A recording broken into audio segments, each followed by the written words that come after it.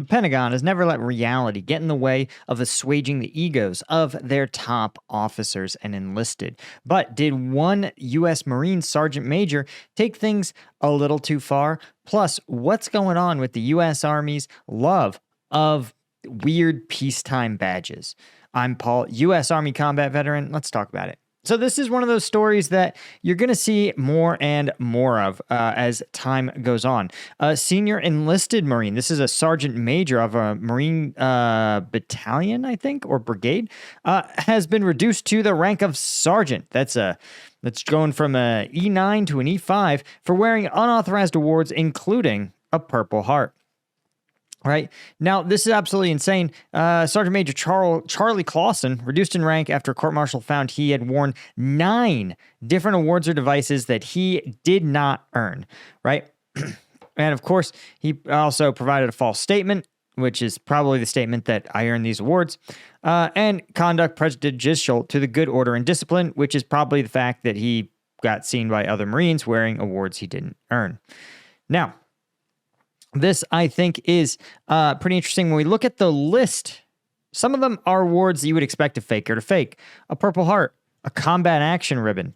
The Joint Meritorious Unit Award, though, which is an interestingly specific award. A NATO Service Medal. The Kosovo Campaign Medal.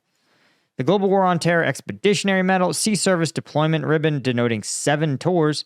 And the Navy and Marine Corps Overseas Ribbon, and a Navy and Marine Corps Parachutist Insignia. So some of these, you'd understand why they'd fake it, right? Faking like you went to airborne school. Pretty typical, right? But things like an Overseas Ribbon, Sea Service Deployment Ribbon, a GWAT-E. But what's weird is if you got the GWAT-E, if you got the GWAT-E and you got the car, then you're going to have an Afghan or Iraq campaign medal, because there was nowhere else you would have seen this. I guess in theory, maybe there was some guys in like Operation New Dawn and stuff, or the counter ISIS mission in Syria, Inherent Resolve, that's what it was. That could have gotten a car, but didn't necessarily get an Iraq campaign ribbon. But I thought Inherent Resolve had its own ribbon. Let me check here. Inherent Resolve campaign medal. Yeah, sure is. Inherent Resolve right there. So again, just a quick glance at this likely told people that this guy was full of crap. And this is what's kind of insane to me, is the fact that despite the fact that his awards didn't make a lot of sense, and I've seen some crazy awards, this persisted for so long. It says that he actually wore the unauthorized decorations between January 1st, 2019 and October 20th, 2023 for about almost 5 years. In that time, he was Sergeant Major of Marine Corps Air Facility, right? And he was currently headquarters in a training and education battalion, which is even more troubling. Right. And one individual who is a veteran and founder of a site that tracks stolen valor said, quote, "This is probably one of the biggest cases of stolen valor on active duty, especially coming from someone of a high rank." Now, this is interesting. Right. So, okay, this says Clausen wore the Global War on Terror Expeditionary Medal, which was awarded during the early days of the conflict to service members who deployed to Afghanistan, Iraq, and other places. That award was eventually replaced with individual campaign medals. I don't think that's true. I think my DD-14 says that I have a GWAT-E. Maybe that's an error there. I don't know. But if you've... these are, like, pretty serious, right? They're... Okay, the actual awards were released on Monday, showing 2 sea service deployments instead of 7, which, who cares, dude? Right?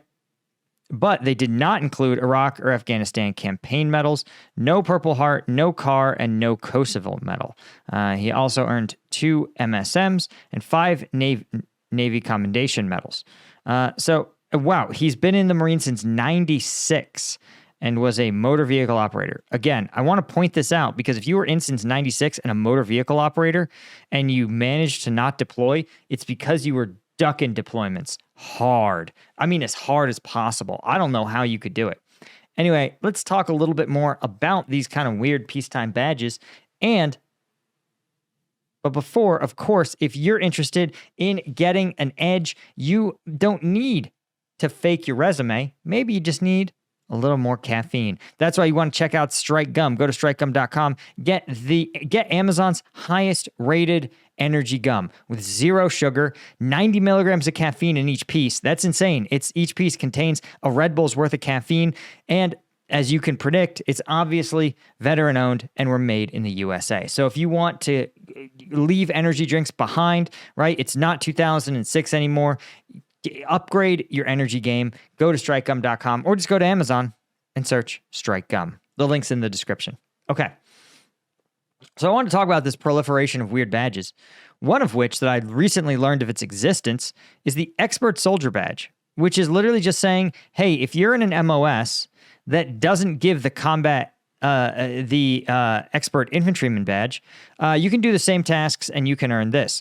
This actually makes a lot of sense, I think, because ultimately, while the infantry loves the infantry, if you're a tanker, are you really a behind-the-line soldier, right? No, especially not in this war, right? Would you tell a Ukrainian tanker that, you're taking risk, but you're not an infantryman? Guys, those guys are getting cooked, okay? So, yeah, they deserve some level of recognition. Again, I'm one of these people who got a cab, right? I was, my MOS was military police. I was a military police unit. And boy, we missed that memo because we were doing 300 plus combat patrols over our 12-month deployment. And nobody told the Taliban that we weren't infantry. They were still happy to light us up.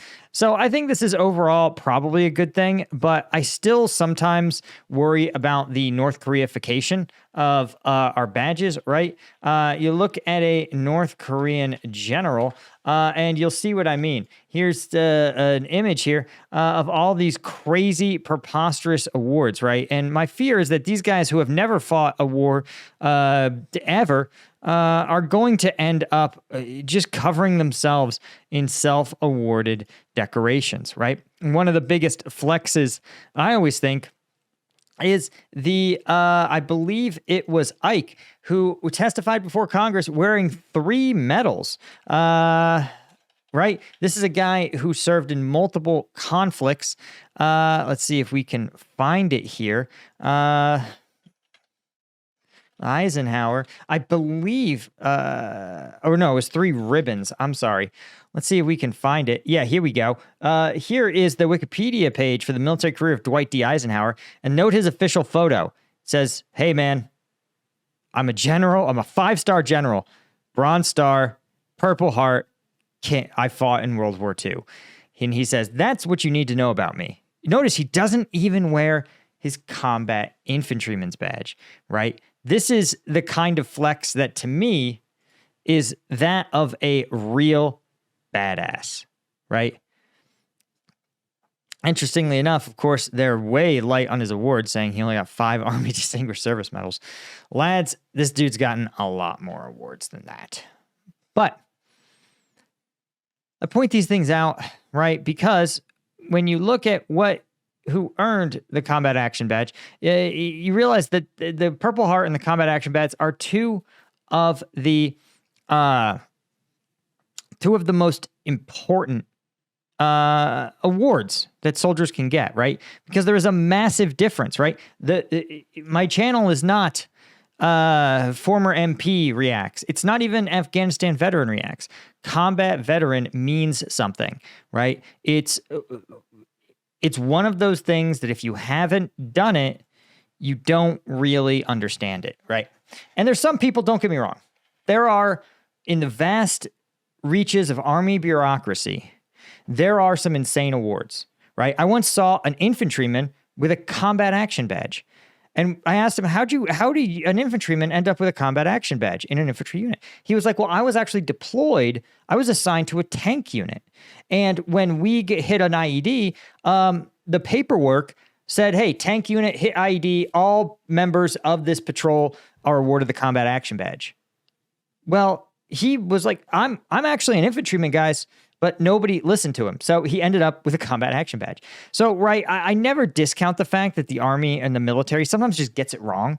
There's people who have undoubtedly seen combat who flubbed their car or combat action badge. And there's definitely people who who stretched the definition of experiencing combat to get their combat action badge. But you can see that there's a whole bunch of instances that do qualify for, in this case, the combat action ribbon. And what's fascinating to me is actually the Israel-Hamas war, the U.S. has issued combat action ribbons for the Mason, the Carney, the Gravy, the Thomas Hunter, the Laboon, the Philippine Sea, the Dwight D. Eisenhower, and the Cole. These actually look like all the ships that engaged the drone flights targeting Israel, and probably occasionally got targeted by were targeted by Houthi rebels, right? So, and again, you may think, oh, it's not combat enough, but this is what I want to point out. And this is one of those things that I think, sort of to circle back to these senior enlisted folks and sort of the insanity of their stolen valor, is this. You'll never win, right? There will always be someone who had a more badass combat service than you. There always will be, right? And the only people who cannot be assailed are the dead, are people who are KIA from enemy action. And nobody wants to be them, but everybody, you'll never win, right? Like for me, ultimately, I'm extremely proud of my service. Was I a Green Beret? Did I kick down doors? Did I get in close quarters gunfights? Did I clear houses in some city somewhere? No, that wasn't my job. Would have been badass if I didn't get killed and none of my soldiers got killed. But, right, there's always going to be somebody else. But those guys, I will bet my bottom dollar that even those guys are like, damn, I wish I was the Delta guys, like getting in helicopters, night vision, fucking, Osama bin Laden, shoot people in the face, right? There's always going to be somebody who's done more, been more of a badass. And, there's only two ways to do it. One is to accept that in this life, you're never going to be the best at everything. Most of us will never be the best in the world at anything.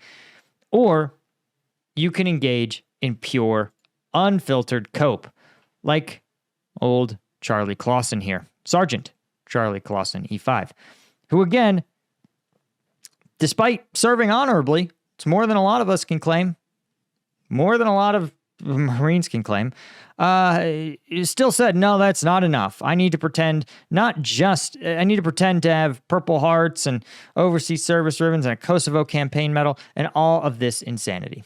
Anyway, guys, that's all I had. Thank you guys so much. Be sure to hit that subscribe button, and I'll see you guys in the next one. Cheers.